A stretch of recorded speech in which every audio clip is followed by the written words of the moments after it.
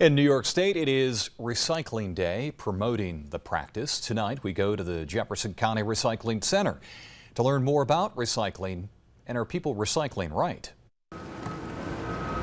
Want some luggage? Some things can't be recycled. Here at the Jefferson County Recycling Center, workers say for the most part, people do a good job of separating their plastics, glass, and cardboard. Get like a bag of trash here and there, nothing serious.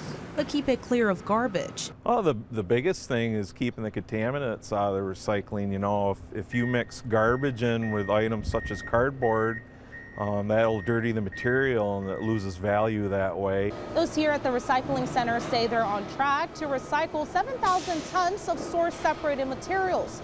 More than 50% of that being cardboard, followed by your plastics, then your newspaper and your tins. As for plastics, recycle things that have the numbers 1 through 7 on them.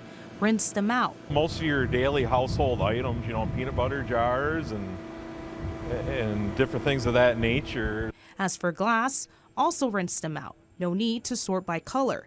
Tin is recyclable right down to old license plates. There's a couple different ones. There's an older style Empire plate. As for cardboard, cereal and food boxes are okay. Boxes Amazon deliveries come in should be recycled, but any cardboard with a wax coating should be left out. Legislator Phil Reed says the recycling business is good for Jefferson County. This year, we're on track to do over $500,000 in sales of recyclable materials, which is significant in keeping the tipping fee lower. Reed reminds people in Jefferson County you need to sort your recycling before it comes here. Lewis and St. Lawrence counties do a single stream recycling, where residents can put all recycling into one bin.